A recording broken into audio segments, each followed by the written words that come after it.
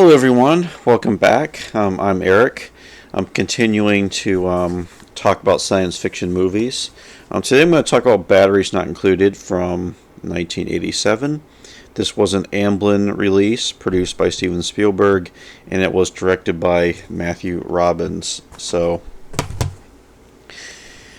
a few things to say about this film. I guess I'll just talk about the story a little bit first. So we're set in a declining neighborhood in New York City. There's like one apartment building left before they demolish the entire neighborhood. You have five residents who don't want to leave. They want to keep living there, and the movie is about them being under pressure to move.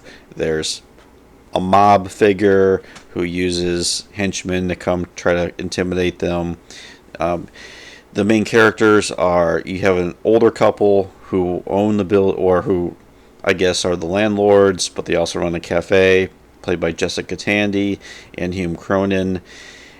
And there's other residents in the building, Elizabeth Pena, Frank McRae, and a few others as well.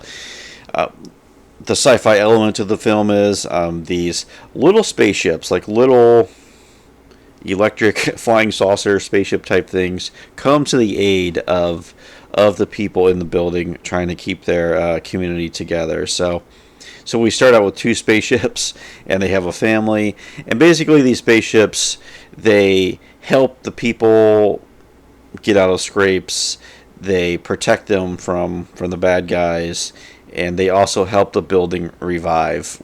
They help the cafe get going again, and the whole theme in this movie is about community and preserving community and keeping this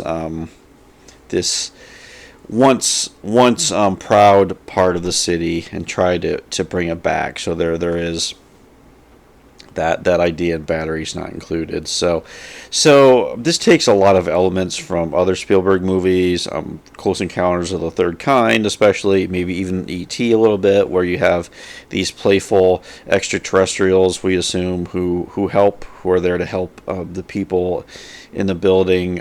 There's a little bit from the Kick the Can episode from Twilight Zone, the movie, with the older couple who kind of find their youth again as they are trying to, as the spaceships help them and get things going again. A little bit of Goonies with trying to take the building away, developers coming in and all that. Some Poltergeist type stuff, even, with some of the things happening in the building and strange phenomena that we see. So yeah, just a real smorgasbord of Spielberg. I should say this was going to be, from what I've read, an episode of Amazing Stories, the anthology TV show that Spielberg produced during the mid-1980s, which I think he used primarily to shepherd new talent, recruit new talent, because he was off making more serious films at this point, like The Color Purple in 85, Empire of the Sun, 1987, and a lot of people who later became well-known worked on Amazing Stories, like Brad Bird, for instance, is one. He helped write the script for this film, so it does kind of feel like maybe a longer episode of that TV show, if you're familiar with it.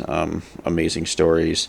Matthew Robbins directed the film, who had been a long-time collaborator with Spielberg. He helped co-wrote Sugarland Express, and had long been kind of a script doctor for Spielberg. So they had a long history. There are some scenes in this film that do almost feel like Spielberg might have directed them. I know he was prone to do that during this period in the mid-1980s.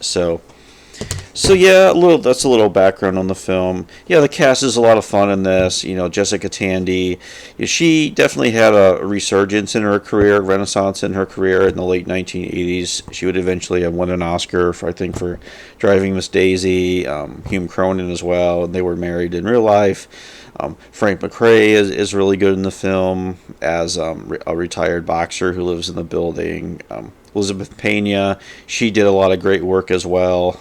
Later on, she's really good in this. So it's a fun cast, and it's the theme in the film, like I said, of trying to keep the community alive, and it's a good family film. It's there's some funny moments in it, a lot of comedy, but also gets serious at times. But maybe not as talked about as some of the other Amblin films of the era. So, but anyway, if you like that style of movie from the 80s, I'd recommend Batteries Not Included. It looks great in this Blu-ray. They did a great job watching this on physical media. So, yeah, those are my thoughts on Batteries Not Included. Thanks for watching.